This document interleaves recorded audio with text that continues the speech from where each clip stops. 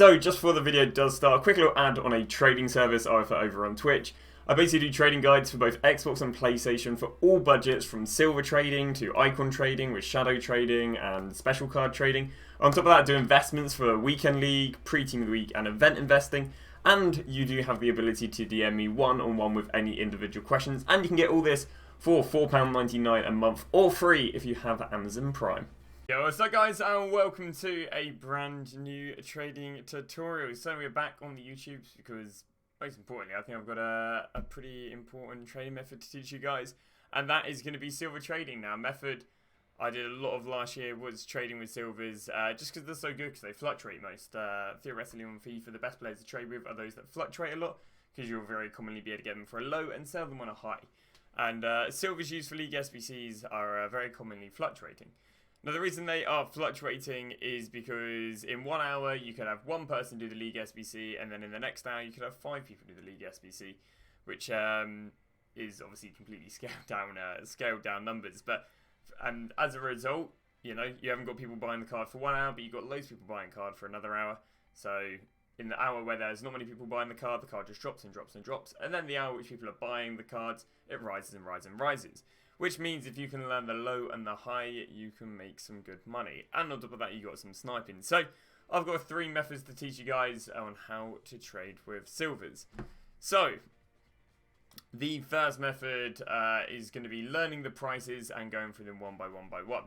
So here is an extract from my trading guide. Just as a plug, I guess, for my subscribed trading guide, I have actually got all the prices of all the League 1 players, and they'll be the same for every single time we do get a new League SBC, and those prices will be updated every single day. So this is how I personally learn the prices. So we've got a bit Andrews right here, which is the first team on the list right here over in the League 1. Basically, I've gone and written down what they sell for. So you've got the right back that sells for 1.6k, and if by magic, when I go and search right now, there'll be about 1.6k or more. And there you go, so he's about 1.6k. But you might be like, okay, what's the use of that? Well, let's say I went and searched right now and they're 1k. What I could basically do is pick them up for 1k and go and flip them for 1.6k. Obviously, there's one there for 1.3, but it's not really enough money on that. So now what we'll do is go to the next one, we go centre back. And how do you learn their prices? You just search in the market. Search in the market and kind of get a bit of a gauge what the medium is. I mean, if you go in and search right here at 1.6, you could go, yeah, I mean, you know, all the ones before 40 minutes are sold on, so give or take, you can comfortably say it's 1.6. Then we head to the next position on there. I've got written down centre back 1.4. So what I'm going to do is I'm going to type centre back. Obviously, these are all silvers and bronzes, and I go, okay, they're more than 1.4. Now, they're only probably about 1.5, so it's nothing too crazy, but there you go, they're up to 1.5. If I really wanted, I could go and write 1.5 on the trading guide, but I'm not that fussed. Next one we've got written down is centre mid 2k. Now we're going to go centre mid 2k.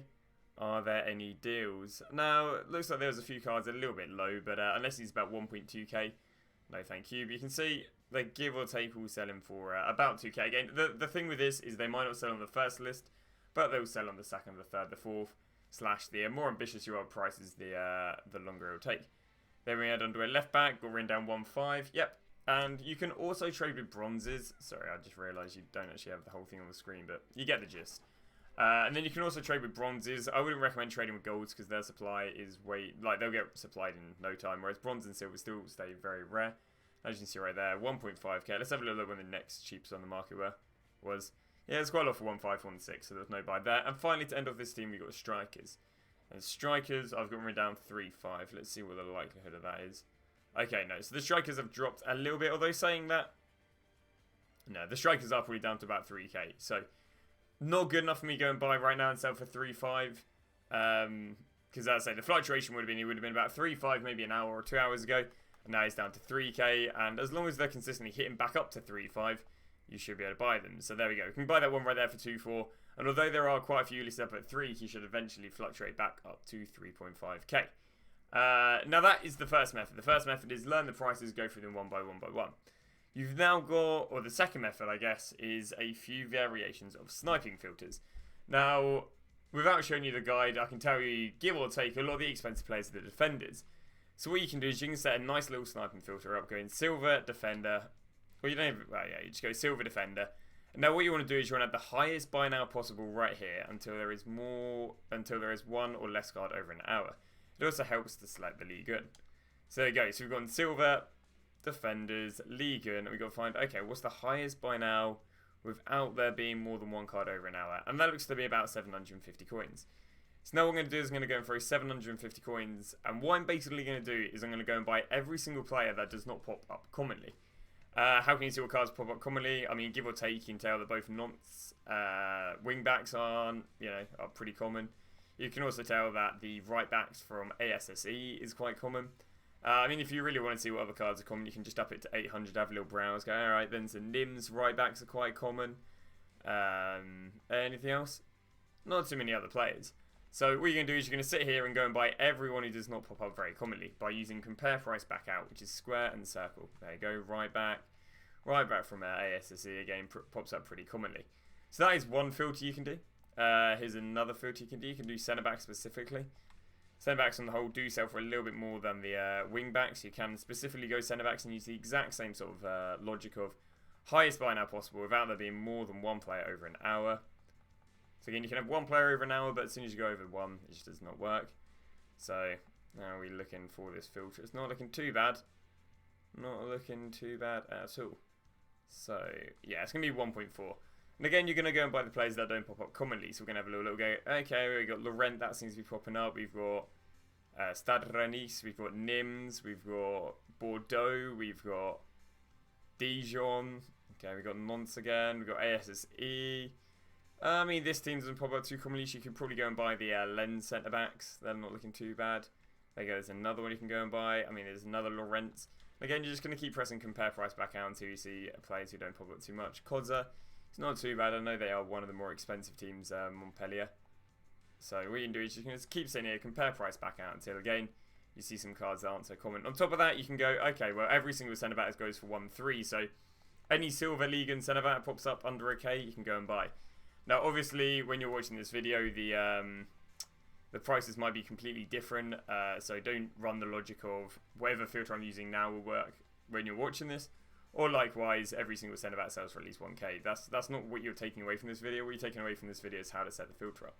Now, you can also do this with your market knowledge. Obviously, I showed you earlier, we know, okay, Ondra's centre-backs are 1.4. If he pops it there for 1.4, he's not going to be good. So it's a little bit about learning the market. There's another filter. Another filter you can go is silver rares for a basic chem style. The reason you can throw a basic chem style is because goalkeepers can't appear. Very rarely are there expensive goalkeepers. So if you can filter out goalkeepers, it's pretty decent. And the basic chem style does that because a goalkeeper comes with goalkeeper basic, not basic. And again, you want to find the highest buy now without there being more than one player over an hour, which looks like it's going to be 750 coins. So again, you're going to learn what pops up a lot. Okay, we got, what is this, Metz, isn't it? Yeah, Metz left wings, Metz right wings, right mids from Laurent, left mids from Nantes, left mid from Stade Rennais was only listed. And again, if you need to learn the prices a little bit more, we're certainly going to have to lower the filter a little bit. We're going to have to lower it to 650, 700. Sometimes the filters might be completely gauged up. Yeah, like this one right here. In the worst case scenario, what you do is you just buy one of them for 700 and list it for 750. And again, you're going to keep pressing compare price and buy all the players you don't see pop up commonly. What you're eventually going to do with this is just get a bit of a market knowledge. And then one of the broadest filters you can do is just going silver, Liga and basic. And then again, find the highest buy now possible without there being more than one card over an hour. Again, probably going to have to lower that to 650. I'm not really a fan of that.